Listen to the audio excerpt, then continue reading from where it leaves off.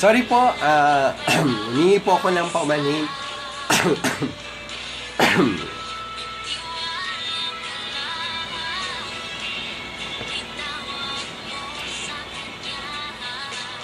Sorry po, tuloy po ulit ang ating live.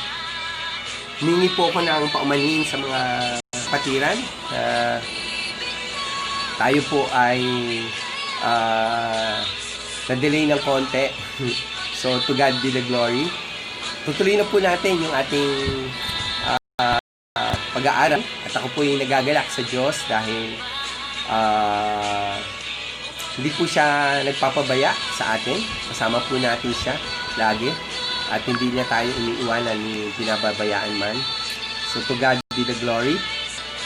So, muli po, salamat sa pagkakataon na nakasama natin ang presensya ng Diyos sa ating pong kalagitnaan. At naniniwala po ako na ang Diyos ay mabuti. Sa ating pagtatapos ngayon, tinatalakay po natin yung tungkol sa napakahalagang huling mensahe sa aklat po ni Propeta Malakay, no? At tinutunayan po natin yung kahalagahan, no, nung law of timing, no? Kaya ang pamagat po ng ating pag-aaral ay tungkol po saan? Tungkol po sa pagbabalik, the coming day of the Lord. Yun po yung topic natin ngayong gabi ito. Pinag-uusapan po natin yung how to prepare yourself in the coming day of the Lord. So, purihin ang Panginoon sa kanyang mga salita na laging nagpapaalala po sa atin. To God be the glory. So, receive na po tayo. Sorry po. Meron po kasing biglang sumingit sa ating live. Okay po. Tuloy po ang ating pag-aaral. So, pinag-usapan po natin how to prepare yourself in the coming day of the Lord. Sabi ko nga kanina, meron tayong isang prinsipyo, pinag-aaral, the law of timing. At alam natin na ang Diyos ay hindi nauhuli at hindi rin naman nauuna. Ang kanyang panahon ay ginagawa niya ayon sa kanyang kalooban. Sabi po ng Ecclesiastes chapter 3 verse 11, in His time, He makes all things beautiful. So, in His time, He makes all things beautiful. Ano po yung pag-uusapan natin? Pag-uusapan po natin how to prepare ourselves in the coming day of the Lord. Paano natin ihanda ang ating sarili sa nalalapit na pagbabalik ng Panginoon. So, naunawaan po natin sa marami nating pag-aaral that the day of the Lord is the day of vengeance. It is not only about God's blessings and God's restoration or God's transformation. It is also about God's judgment. So, ang day of the Lord, araw po ng pagpaparusa, araw ng pagiganti. Sabi po sa ating binasa kanina, sa Malakay chapter 4, pupugdawin daw po niya ang lahat ng mga gumagawa ng masama, all evildoers. At yun daw po ay parang iyan tulad niya sa isang dayami na pag sinilaban ng apoy, walang matitira. So, mayroon pong 5 malagang bagay tayong tatalakayan. But before that, nais ko pong magkwento muna ng isang kakaibang kwento. Mayroon pong isang tao, 3 magkakaibigan po ito na sila po ay namasyal ng kagubatan. At inabot po sila ng matinding buhos ng malakas na ulan. So, sila po ay naghanap ng masisilungan. At sa kanilang paghahanap ay nakatagpo po sila ng isang kuweba. Pagdating po doon sa kuweba, ay nakakita sila ng pagkakataon na makakuha ng pansamantalang papagkakanuan dahil sa malakas na ulan. Nung naroon na po sila sa loob ng kuweba at gumagawa ng ng kanilang apoy sapagkat madilim po ang kuweba. Dahil po sa patuloy na malakas ng pag-ulan, nagkaroon po ng isang mapanganib na pangyayari. Yung pong labas ng kuweba ay gumuho at nabagsakan po ang bunganga ng kuweba ng malalaking tipak ng bato. Sa madaling salita, nakulong po ang tatlo sa loob ng kuweba. So, habang naroon po sila, nag-usap-usap sila kung paano sila makakatakas. Gumawa sila ng paraan para alisin yung mga bato, subalit napakabigat. At naalala po nila yung kanilang mga ginawang mga bagay. At kinausap nila ang Diyos sa panalangin. Bawat isa po sa kanila ay lumapit sa bunganga ng kuweba at pinaalala sa Diyos yung kanilang mga ginawang kabutihan. Yung una pong lumapit ay pinaalala niya yung pagmamahal niya sa kanyang mga magulang. Subalit isang araw po, lagi niyang inaasikaso yung mga magulang niya sa kanilang pagkain, sa kanilang inumin, bago po mamahinga ang kanyang magulang ay pinapakain niya ng mainam, pinapainom niya ng gatas. Pero isang araw po, nawili po siya na sa kanyang paboritong video games. At bagamat nakapamili na siya ng mga bagay para sa kanyang mga magulang, pagkain ng kanyang mga magulang, nawala sa isip niya na malapit na yung oras niya ay naaksayan niya sa paglalaro ng video game. Nang maalala po niya ang kanyang mga magulang ay nagulat siya sapagkat gabi na po. Nagmamadali siyang umuwi. Pag-uwi po niya sa bahay, nagulat po siya sapagkat yung mga magulang niya ay tulog na. Natulog po nang hindi kumakain ang kanyang mga magulang. Natulog po sa matinding pagkagutom. At ang ginawa po nitong anak na ito, hinawakan niya yung mga pagkain niya na dala-dala niya at dinala po niya sa tabi ng kanyang mga magulang.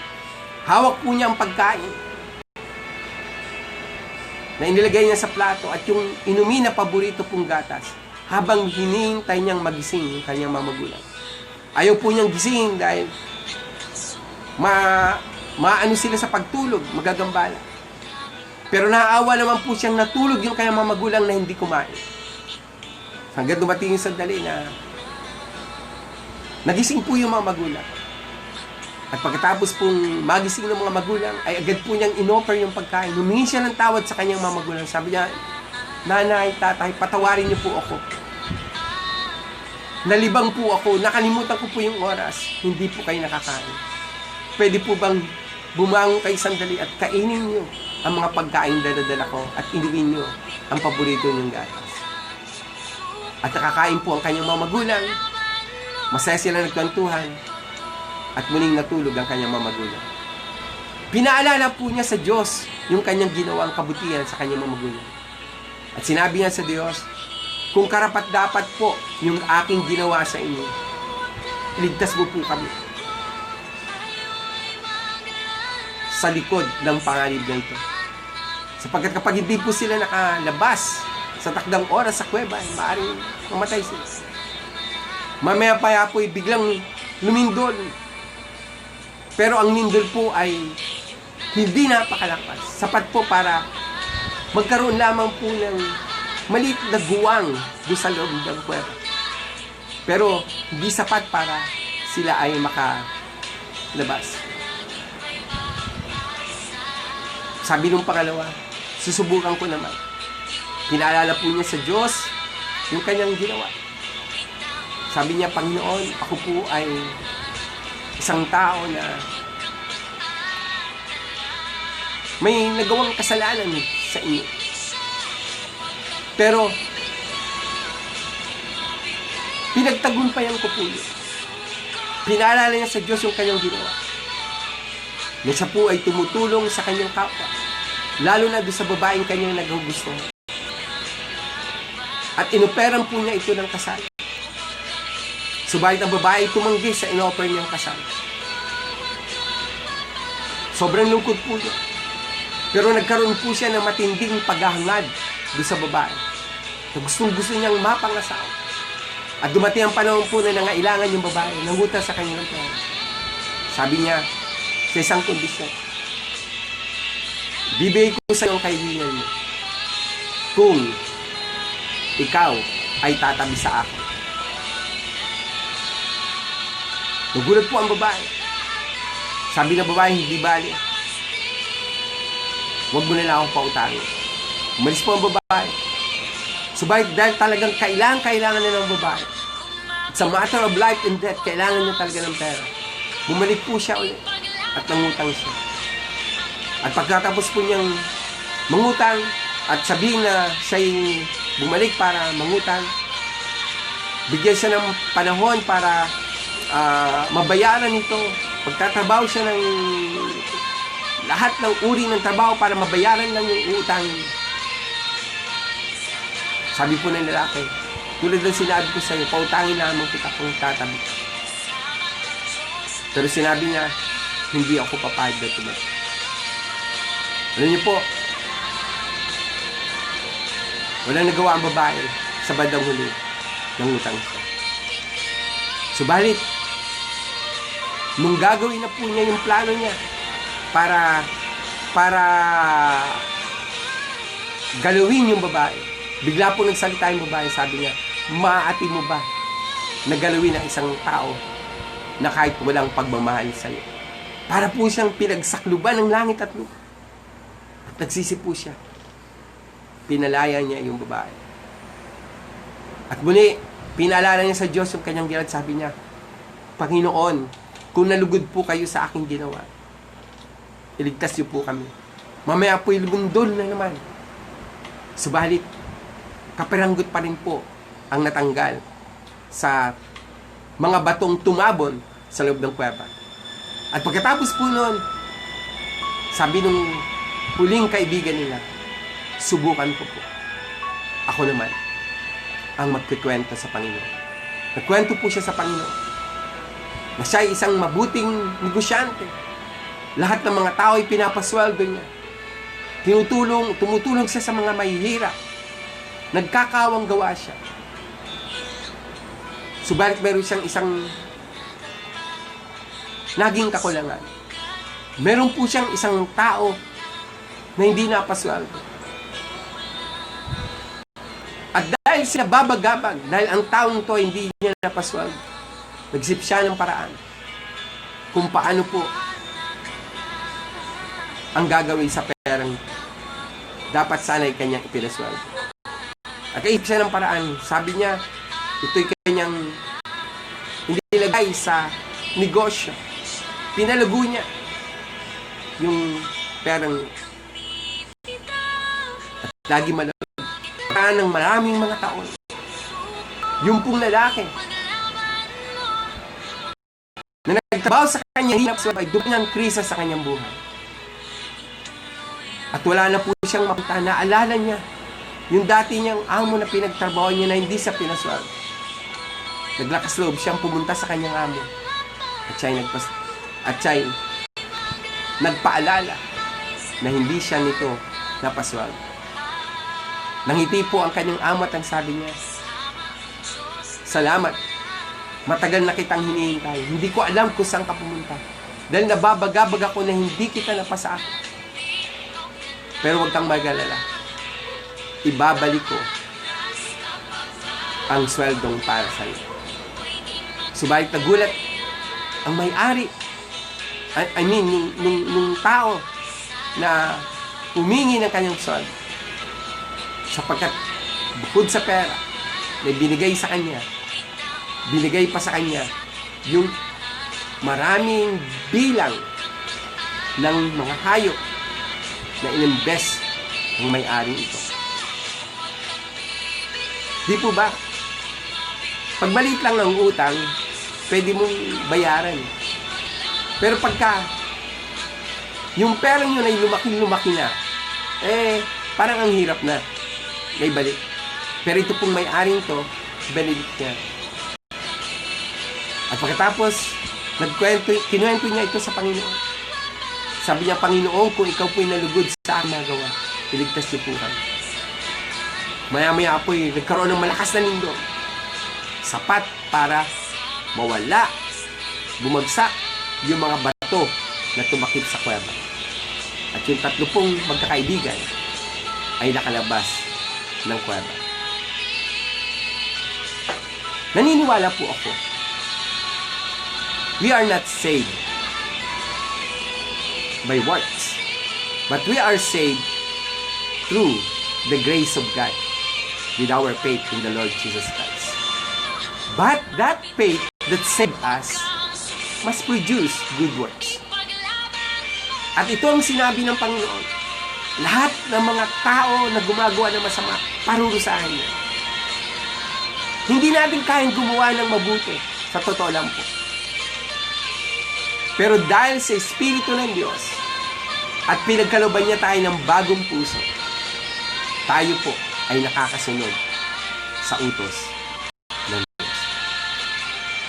5 mahalagang bagay po ang nais kong iwan sa inyo. How to prepare yourself in the coming day of life. Number 1 po, start with the letter S. Nasa verse 1 po yun. Letter S, hope that God's righteousness will defeat all evil ways. Again, I repeat, start with the letter S. Hope that God's righteousness will defeat all evil ways. Sa verse 1 po, for behold, the day is coming. For behold, the day is coming, burning like an oven. And all the proud, yes, all who do wicked, will be stubble.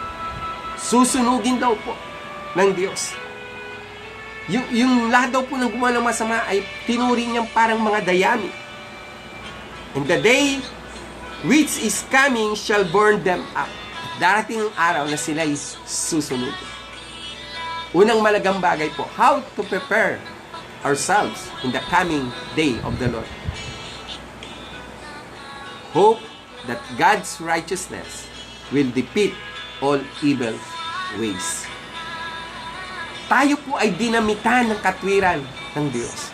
Sabi po ni Pablo sa mga taga-Kolos, put off your old nature and put on your new nature of righteousness. Kaya nga po lahat ng masasamang gawa natin nun, inalis ng Diyos. We became a new creation.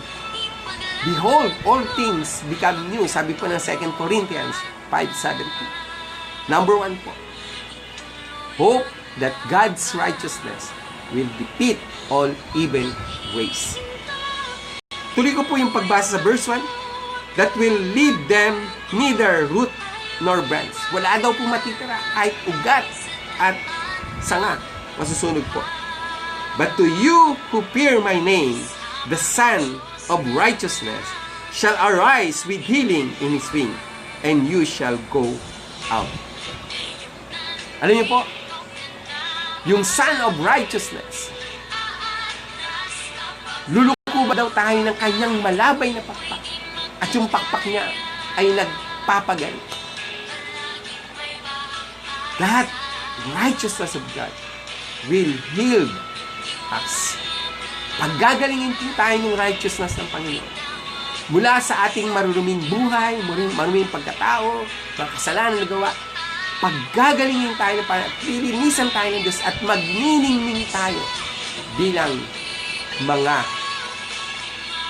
anak ng Diyos. Sa Matthew chapter 5 po, sabi po ng Panginoong Jesus, you are the light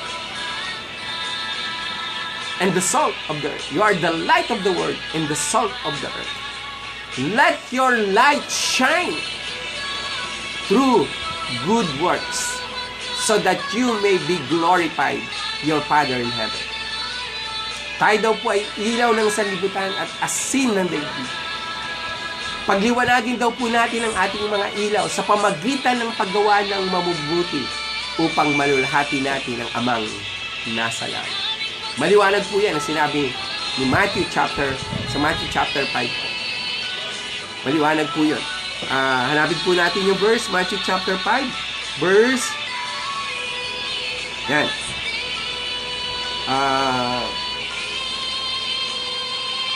Yun, kita ka na po. Matthew chapter 5. Sabi po sa verse 16, no? Matthew chapter 5 verse 16. Ano po ang sabi dito? 16 to 17. You are the light of the world. City that is set on the hill cannot be hidden. Not do they light a lamp and put under a basket, but on the lampstand, that it may give light to all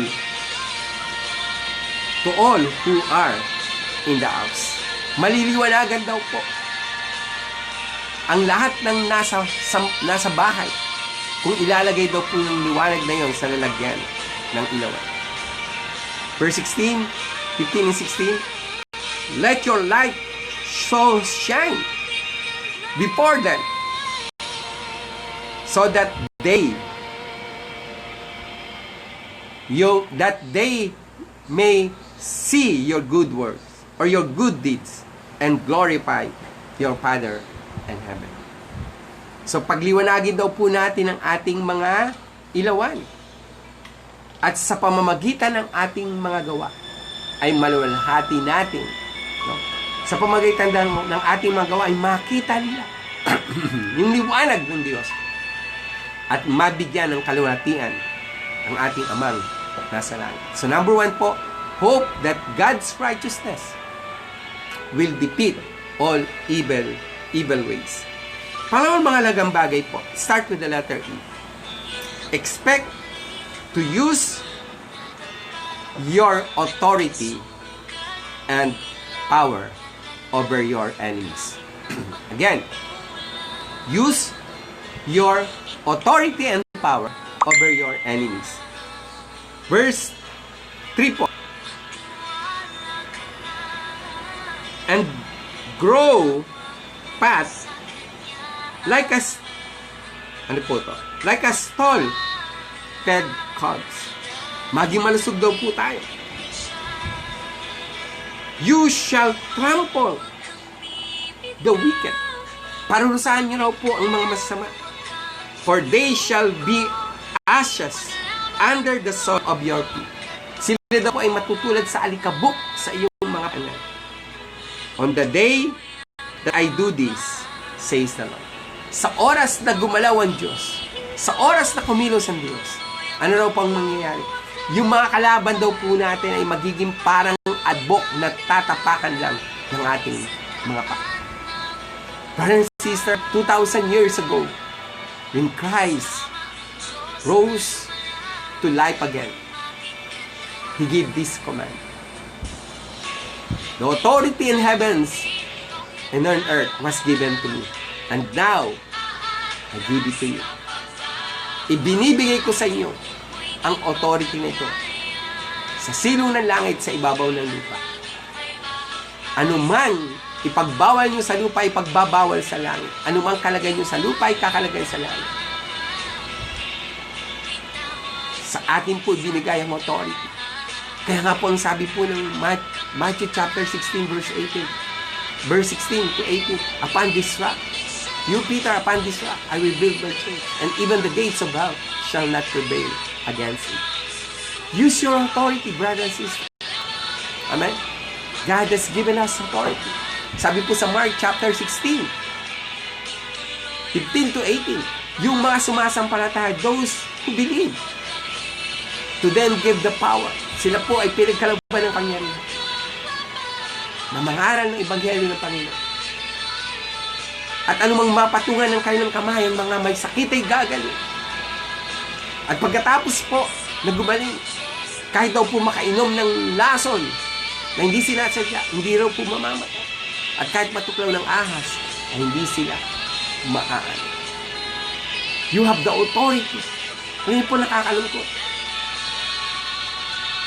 Ang dami po mga Christian ngayon na wala yung authority. Ang dami pong Christian na takot. Ito po yung totoong nangyari. Meron po isang kapatid. Pinagbawalan po niya ang isang kapatiran na umatin sa church dahil galing siya sa isang bansa. Huwag kayong umatin sa church.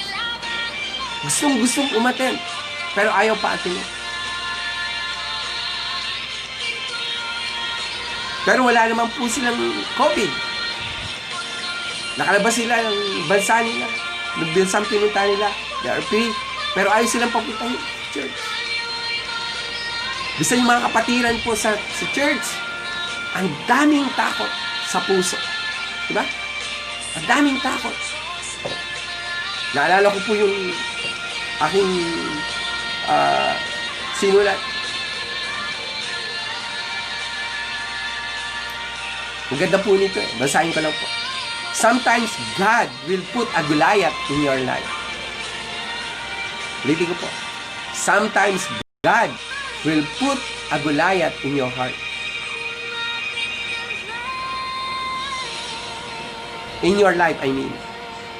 Sometimes God will put a Goliath in your life for you find a David within your heart. Naglalagay daw po ang Diyos. Sorry po.